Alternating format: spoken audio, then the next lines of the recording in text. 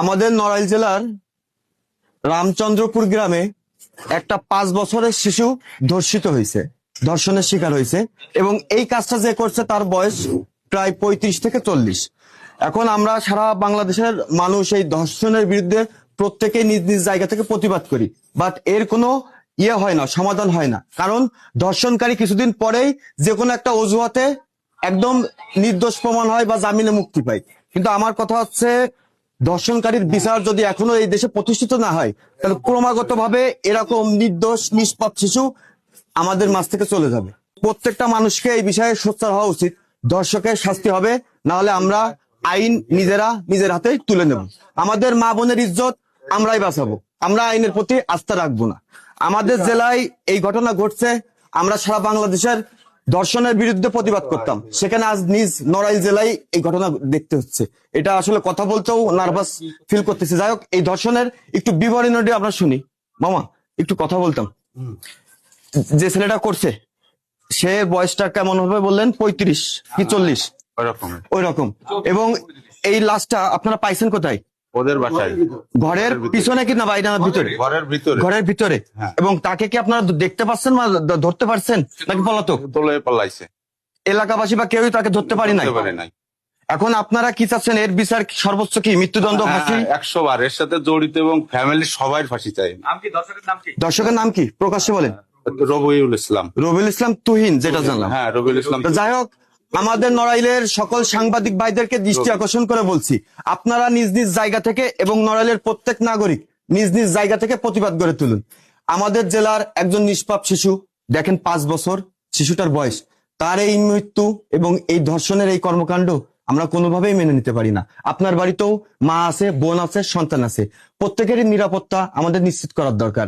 আমরা প্রত্যেকে নিজ নিজ জায়গা থেকে এমন প্রতিবাদ করব, এই ধর্ষকের যে শাস্তি হবে, এই শাস্তি দেখে সারা বাংলাদেশের প্রত্যেকটি ধর্ষক যেন ওই কর্মকাণ্ড করার আগে একবার ভাবে যে আমার শাস্তি কি হতে পারে।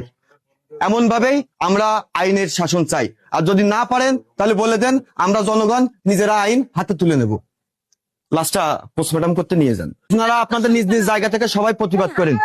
আপনার সন্তানকে, আপনার বাড়ির মানুষকেও বলেন। মা আছে, বোন আছে, সবাই আছে, কিন্তু এই যদি ঘরে ঘরে হয়, বিচারে সরকারে কি করতেছে?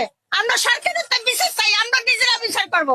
আমাকে দরকার নাই সরকারের আইন, আইন আমরা চাই না। এই যে বিষয়, এই আইন আমরা চাই না। সন্তানের বাবা, আমারও তো সন্তান আছে, আমার সন্তান দেশের যে প্রচলিত আইন, যে কোনো টাইমে। এই যে নড়াইলে আজকে যে ঘটনাটা ঘটলো, এটা আমি একজন সন্তানের বাবা হিসাবে ছুটে এসেছি। বাচ্চাটার এই যে এখন তাকে পোস্টমর্টমের জন্য নিয়ে যাওয়া হচ্ছে, তো এইখানে আমরা সবাই বাবা হিসাবে, একজন মানুষ হিসাবে, একজন সচেতন মানুষ হিসাবে এটা তো আসলে টলারেট করা সম্ভব না। আমি তো দেখে আমার হাত পা কাঁপতেছে, এটা কিভাবে সম্ভব? আর এই যে ঘটনাটা, এই বাংলাদেশের যে প্রচলিত আইন, এই আইনের অনেক ফাঁকফোকর আছে। এই ধর্ষকের কোনো আত্মীয় স্বজন যদি বাংলাদেশের কোনো জায়গায় উচ্চপদস্থ কোনো কর্মকর্তা বা কোনো প্রভাবশালী নেতা হন, ক্ষমতাসীন দলের হোক, বিরোধী দলের হোক, কিছু হলে সে সেই প্রভাব খাটায় আজবাদে কাল বের হয়ে আসবে।